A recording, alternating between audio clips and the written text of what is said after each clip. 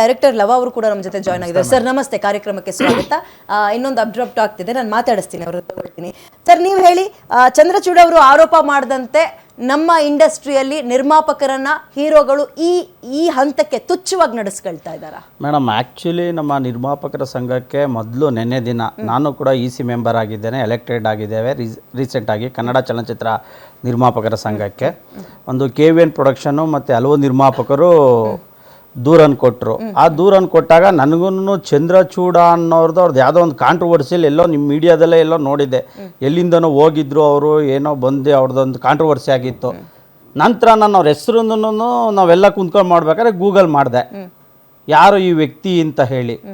ಆವಾಗ ಗೊತ್ತಾಯಿತು, ಕೆಲವು ದೊಡ್ಡ ಸ್ಟಾರ್ ಹೀರೋ ಜೊತೆ ಅವರು ಅವ್ರನ್ನ ಹೊಗಳು ಭಟ್ರಾಗಿ ಇರ್ತಾಯಿದ್ರು. ಅವರು ಅವ್ರನ್ನ ನಮ್ಮ ವಿಷ್ಣು ದಾದಾಗೆ ಹಾಗೆ ಹೇಳ್ತಾ ಇದ್ರು. ಅವ್ರನ್ನ ಪ್ರೀತಿಯಿಂದ ಹೇಳ್ತಾ ಇದ್ದಾರೆ, ನಾವು ತಪ್ಪು ಅಂತ ಹೇಳೋದಿಲ್ಲ ಅದನ್ನು. ಸೊ ನಾವು ಕೂಡ ಅವ್ರ ಫ್ಯಾನು.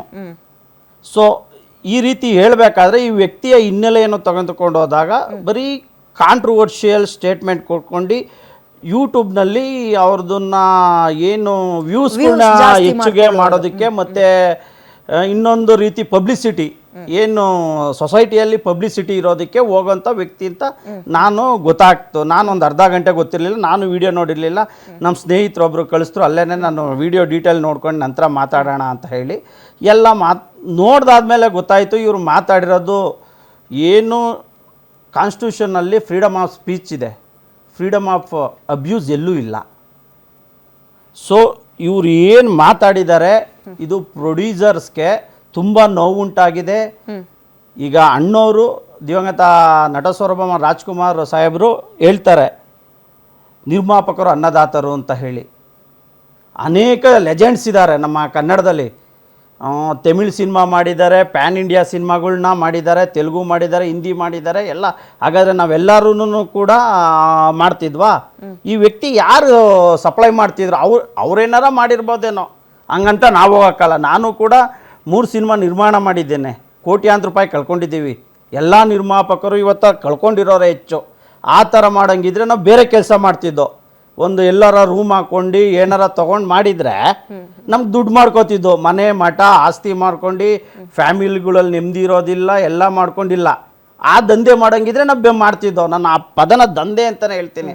ಅದನ್ನು ಭವಿಷ್ಯ ಅಂತಹ ವ್ಯಕ್ತಿಗಳು ಯಾರಾದರೂ ಮಾಡಿದರೆ ಅದನ್ನು ಅವರುಗಳೇ ಹೇಳಬೇಕು ಹೊರತು ಕಾಂಡೂಮ್ ಸಪ್ಲೈ ಮಾಡೋದು ಕನ್ನಡ ನಿರ್ಮಾಪಕರಿಗೆ ಬಂದಿಲ್ಲ ಅಂತ ನಾನು ಸ್ಪಷ್ಟವಾಗಿ ಹೇಳ್ತೀನಿ ಮೇಡಮ್. ಆ ಗತಿ ಬಂದಿಲ್ಲ, ಇನ್ನು ಬಂದಿಲ್ಲ ಮೇಡಮ್. ಓಕೆ. ಭದ್ರಾವತಿ ಕುಮಾರ್ ಅವರೇ, ನಂದು ಇನ್ನೊಂದು ಪ್ರಶ್ನೆ. ಬೆಂಕಿ ಇಲ್ಲದೆ ಹೊಗೆ ಆಡಲ್ಲ, ಯಾವುದು ಅವರ ಗಮನಕ್ಕೆ ಬರದೆ ಸುಮ್ಮನೆ ಸರಾಸಗಟ್ಟವಾಗಿ ಆ ಸ್ಟೇಟ್ಮೆಂಟ್ ಕೊಟ್ಟರು ಅಂತ ನಿಮ್ಗೆ ಅನ್ಸುತ್ತೆ, ಅಥವಾ ಅಂಥದ್ದು ಏನಾದರೂ ಆಗಿರಬಹುದಾ? ನಿನ್ನೆ ಈಗ ನೋಡಿ, ಇಬ್ಬರು ಅಡ್ವೊಕೇಟ್ಸ್ ಇದ್ದಾರೆ, ಇಲ್ಲಿ ಲೈವಲ್ಲಿ ಇದ್ದಾರೆ. ನಾನು ಓಪನ್ ಆಗಿ ಹೇಳ್ತಾ ಇದ್ದೀನಿ, ನಿಮ್ಗೆ ತಾಕತ್ತಿದ್ರೆ, ಧೈರ್ಯ ಇದೆ, ದಮ್ ಇದ್ರೆ ಇಂಥವ್ನು ಮಾಡಿದಾನಪ್ಪ ಅಂತ ಹೇಳಿದ್ರು. ಲವ ಅವ್ರು ಹೇಳಿದ್ರು, ನಮ್ಗೆ ಆ ದುರ್ಗತಿ ಬಂದಿಲ್ಲ. ಹಂಗೆ ಬಂತು ಅಂದರೆ ನಾವು ಲಾಡ್ಜ್ ಮಾಡ್ಕೊತೀವಿ, ಬೇರೆ ಇನ್ನೊಂದು ಮಾಡ್ಕೊತೀವಿ. ನಮಗೆ ವೈಯಕ್ತಿಕವಾಗಿ ನಾವು ದುಡ್ಡು ಕಳ್ಕೊಂಡು. ಲವ ಅವರು, ಭದ್ರಾವತಿ ಕುಮಾರ್ ಅವರು, ಮೋಹನ್ ಅವರು, ಮಾಲತಿ ಗೌಡ ಅವರು ಇದ್ದಾರೆ. ಹಾಗೆ ಇನ್ನುಳಿದಂತಹ ಸಾವಿರಾರು ನಿರ್ಮಾಪಕರು, ಹೌದು ಎಲ್ಲರೂ ಅಂತ ಹೇಳ್ತಾ ಇಲ್ಲ, ಕೆಲವರು ಅಂತ ಅಂದಾಗ ನಾನು ಅದಕ್ಕೆ ಕೇಳ್ತಿರೋದು, ಬೆಂಕಿ ಇಲ್ಲದೆ ಹೊಗೆ ಅದನ್ನ ಹೇಳ್ತಾ ಇದ್ದೀನಿ. ನಿಮ್ಗೆ ತಾಕತ್ತಿದ್ರೆ ಹೇಳಿ. ನಾನು ಬರ್ಬೇಕಾದ್ರೆ ತಿರ್ಗಾ ಲಿಂಕ್ಸ್ ನ ಯೂಟ್ಯೂಬ್ ಅಲ್ಲಿ ಲೋಡ್ ಮಾಡಿದೆ, ಪ್ರೈವೇಟ್ ಮಾಡಿದಾರೆ ಅದನ್ನ. ಅಷ್ಟು ಧೈರ್ಯವಾಗಿದ್ದವರು ಯಾಕೆ ಹೆದರಿಸಿದ್ರ? ನಮ್ಮ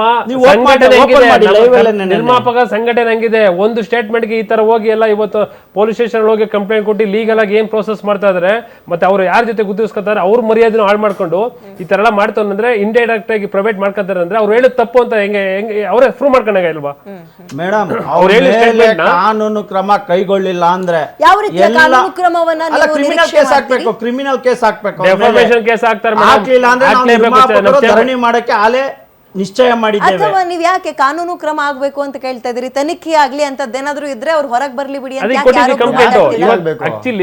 ಆಗ್ಬೇಕು? ಬೇಡ, ಓಪನ್ ಆಗಿ ನೀವ್ ಹೇಳಿದಿರಲ್ಲ, ನೀವಿಲ್ಲ ಒಂದ್ ಮಾಡ್ಬೇಕು, 2 ಆಪ್ಷನ್ ನಿಮ್ಮ ಹತ್ರ.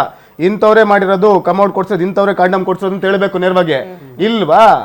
FIR ಆಗಬೇಕು, ಕರೆದು ಆಮೇಲೆ ತನಿಖೆ ಗಿನಿಕೆಲ್ಲ ಆಮೇಲೆ. ಎರಡನೇ ವಿಚಾರ, ಅನ್ನದಾತರು ಅಂತ ಹೇಳಿರೋದು ರಾಜಣ್ಣ ಅವರು, ಅವ್ರ ಕುಟುಂಬ ಹೇಳ್ತಾ ಇದ್ದಾರೆ ಅನ್ನದಾತರು ಅಂತ. ನಮ್ಮ ಅನ್ನ ಹಾಕಿರೋರು ನಾವು ಯಾವತ್ತು ಯಾರಿಗೂ ಕೆಟ್ಟದ್ ಬಯಸಲ್ಲ, ಕೆಟ್ಟದ್ ಬಯಸಿಲ್ಲ. ನೀವೆಲ್ಲೋ ಕೂತ್ಕೊಂಡು ಒಂದು ಶೋ ಮಾಡೋಕ್ಕೋಸ್ಕರ ನಿಮ್ಮ ತೆವಲಿಗೋಸ್ಕರ ನೀವು ಯೂಟ್ಯೂಬಲ್ಲಿ ಕೂತ್ಕೊಂಡು ಮಾತಾಡ್ಬಿಟ್ಟು ಈಗೆಲ್ಲ ಬೆಂಕಿ ಹಚ್ಬಿಟ್ಟು ಈಗ ನಂದಿಲ್ಲ ತಪ್ಪಾಯ್ತು ನಂದಲ್ಲ ಅದು ತಮಿಳ್ನಾಡಿಗೂ ಅಂತ ಅಂದ್ಬಿಟ್ಟು ನೋಡಿ ಫೇಸ್ಬುಕ್ ಅಲ್ಲಿ ಹಾಕಿದ್ದಾರೆ ನಿನ್ನೆ ಸಾಯಂಕಾಲನೇ ಅಪ್ಡೇಟ್ ಆಗಿದೆ. ಒಂದು ಸಿನಿಮಾನ ಇವರು ನಿರ್ಮಾಣ ಮಾಡ್ಲಿ, ಪ್ರೊಡ್ಯೂಸರ್ ಕಷ್ಟ ಏನು ಅಂತ ಗೊತ್ತಾಗುತ್ತೆ. ಒಂದೇ ಒಂದು ಸಿನಿಮಾ ಅವರು 10 ಲಕ್ಷದಲ್ಲಿ ಮಾಡ್ತಾರೋ, 1 ಲಕ್ಷದಲ್ಲಿ ಮಾಡ್ತಾರೋ, 10 ಕೋಟಿಲಿ ಮಾಡ್ತಾರೋ, 100 ಕೋಟಿಲಿ ಮಾಡ್ತಾರೋ, ಒಂದು ಸಿನಿಮಾ ಪ್ರೊಡಕ್ಷನ್ ಮಾಡಲಿ, ಅದನ್ನ ರಿಲೀಸ್ ಮಾಡಲಿ, ಒಬ್ಬ ಪ್ರೊಡ್ಯೂಸರ್ ಪೇಯ್ನು ಏನು ಅಂತ ಗೊತ್ತಾಗುತ್ತೆ ಇವತ್ತ. ಅಲ್ಲ, ಪ್ರೊಡ್ಯೂಸರ್ಸ್ಗಳಿಗೂ ನೋವಿರುತ್ತೆ. ನೀವು ಹಣ ಹೊಂದಿಸೋದು ಅಷ್ಟೊಂದು ಸುಲಭ ಅಲ್ಲ. ಏನು ಮನೇಲಿ ಶೇಖರಣೆ ಮಾಡಿ ಇಟ್ಟಿರಲ್ಲ, ಒಡವೆ ಮಾರ್ತಿರೋ, ಹೆಂಡತಿ ಒಡವೆನೋ ಅಥವಾ ಜಮೀನು ಮಾರ್ತಿರೋ, ಸಾಲ ಮಾಡ್ತಿರೋ, ಬಡ್ಡಿ ಕಟ್ತಿರೋ, ಅದು ನಿಮಗೆ ಬಿಟ್ಟಿದ್ದು. ಬಟ್ ಹಂಗಂದು ಮಾತ್ರಕ್ಕೆ ನನ್ನ ಪ್ರಶ್ನೆ, ಬೆಂಕಿ ಇಲ್ಲದೆ ಹೊಡೆಗೆ ಆಡುತ್ತಾ ಏನೋ ಒಂದು ಆರೋಪ ಮಾಡಿದ್ದಾರೆ, ಏನು ಅಂತ ಬಾಯಿ ಬಿಡಿಸ್ಲಿ ಬಿಡಿ. ನನ್ಗೆ ಗೊತ್ತಿಲ್ಲ, ಇನ್ ಕೇಸ್ ಅವ್ರಿಗೇನಾರ ಅಂತ ಅನುಭವ ಆಗಿದ್ದು, ಅವ್ರ ಜೊತೆ ಇದ್ದವ್ರಿಗೆ ಏನಾದ್ರೂ ಅವ್ರು ಮಾಡಿದ್ದ ಪಕ್ಷದಲ್ಲಿ ಅವ್ರ ಹೆಸರುಗಳನ್ನ ಹೇಳಿ, ಅವರು ಬಹಿರಂಗಪಡಿಸ್ಲಿ. ಕೆಲವರು ಬಹಿರಂಗಪಡಿಸಿ, ಕೆಲವರು ಯಾರು? ಇಲ್ಲಾಂದ್ರೆ ಆ ಕೆಲವರು ಅಂತ ಹೇಳೋದ್ರ ಮುಖಾಂತರ ಹಲವು ನಿರ್ಮಾಪಕರು ತಲೆ ತಗ್ಸೋ ಆಗ್ಬಿಡುತ್ತೆ. ಈಗ ನಿರ್ಮಾಪಕರನ್ನೆಲ್ಲ ಅಯ್ಯೋ ಹಿಂಗಂದ್ಬಿಟ್ರು ಅವ್ರಿಗೆ, ಹಿಂಗಂದ್ಬಿಟ್ರು ಅವ್ರು.